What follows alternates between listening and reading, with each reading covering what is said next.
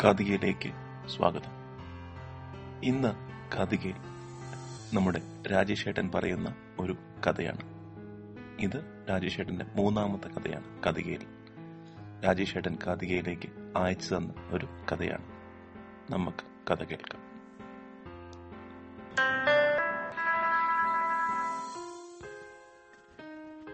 December മാസത്തിലെ ആ Sunday ഷീലയ്ക്ക് ഒരു നല്ല ദിവസമായിരുന്നു.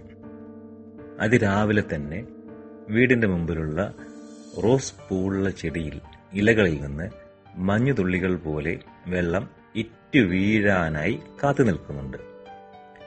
തെച്ചിമരത്തിലാണെങ്കിൽ നിറയെ പൂക്കൾ.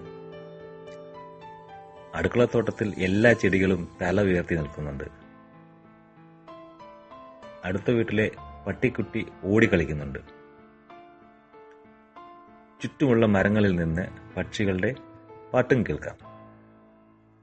കോഴിയമ്മയും കുട്ടികളും പോകുന്നത് കണ്ടാൽ ടീച്ചറും കുട്ടികളും ഒരു ക്ലാസ്സിൽ നിന്ന് വേറെ ക്ലാസ്സിലേക്ക് പോകുന്നത് പോലെ ഉണ്ട്. അപ്പുറത്തെ വീട്ടിലെ അങ്കിൾ പശുവിനെയും പശുക്കുട്ടിയെയും മേയ്ക്കാൻ കൊണ്ടുപോകുന്നു. ഉറുമ്പുകളാണെങ്കിലോ ധൃതി പിടിച്ച് ജാഥ പോലെ പോകുന്നുണ്ട്. ഒരു ചെറിയ തണുപ്പും ഒപ്പം സൂര്യന്റെ ചൂടും ഉള്ള നല്ല ദിവസം. ഷീല തന്റെ പുതിയ സ്കിപ്പിംഗ് റോപ്പിൽ തന്നെ കോൺസെൻട്രേറ്റ് ചെയ്ത് ചാടിക്കൊണ്ടിരിക്കുകയാണ്.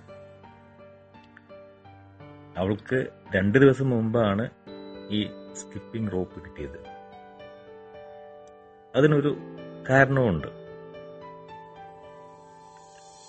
അന്ന് അമ്മയോടൊപ്പം അവള് ചെസ് കളിച്ച് അവളുടെ തന്നെ ബുദ്ധി ഉപയോഗിച്ച് ചെസ് കളി ജയിച്ചിരുന്നു.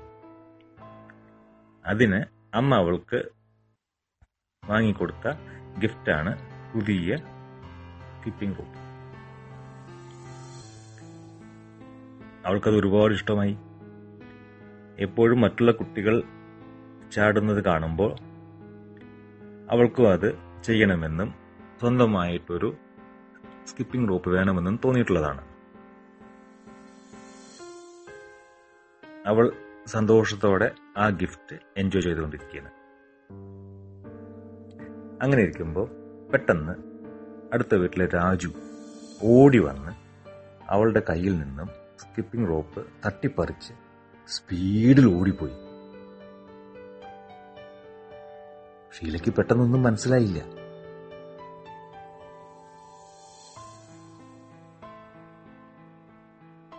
പിന്നെ അവൾക്ക് മനസ്സിലായി തന്റെ ഏറ്റവും ഇഷ്ടപ്പെട്ട പുതിയ ഗിഫ്റ്റ് സ്കിപ്പിംഗ് റോപ്പ് തട്ടിപ്പറിച്ചു കൊണ്ടുപോയിരിക്കുന്നു. ആദ്യം അവൾക്ക് അതിയായ സങ്കടം വന്നു. അവളുടെ 2 കണ്ണിൽ നിന്നും കണ്ണീർ പുറത്തേക്ക് ചാടാനായി നിന്നു. പിന്നെ അവൾക്ക് നമ്മുടെ വില്ലനായ രാജുവിനെ കൊല്ലാനുള്ള ദേഷ്യം വന്നു. അടുത്ത നിമിഷം തന്നെ ഷീല കണ്ണു തുടച്ച് അവൻ ഓടിപ്പോയ വഴിയിലൂടെ അവനെ പിടിക്കാനായി ഓടി. അവൻ ഓടിപ്പോയത് അപ്പുറത്തെ താമരക്കുളത്തിന്റെ കടവിലേക്കാണ്. ഷീല ചെന്ന് നോക്കിയപ്പോ അവിടെ രാജുവിന്റെ സിസ്റ്റർ മണിക്കുട്ടി വെള്ളത്തിൽ കിടക്കുന്നു.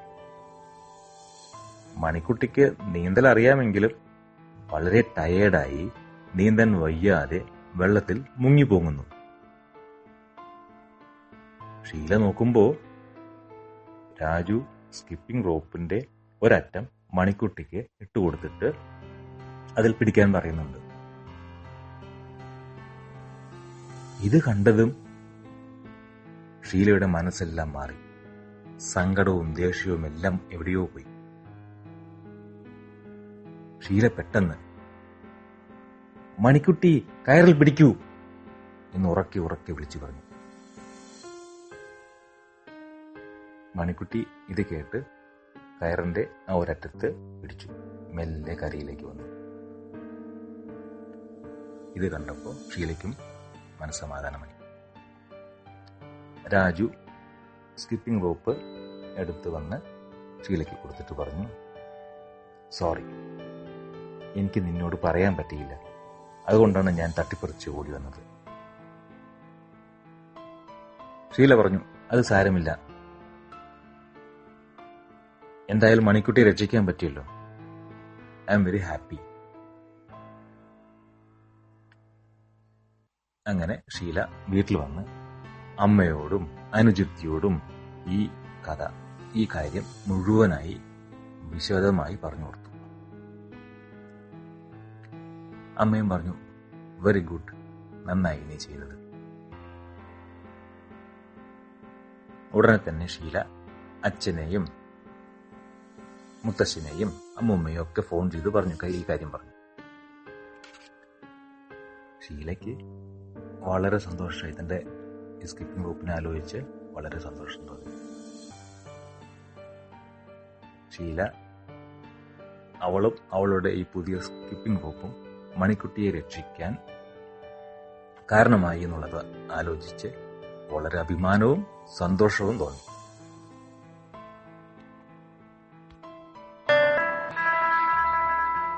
കൂട്ടുകാർക്ക് രാജേഷേട്ടൻ്റെ ഈ കഥ ഇഷ്ടമായില്ലേ? ഇതുപോലെ നല്ല കഥകളുമായി നിങ്ങളും കാതികയിലേക്ക് അയച്ചു തരിക. നാളെ മറ്റൊരു കഥയുമായി കാതിക. നന്ദി, നമസ്കാരം.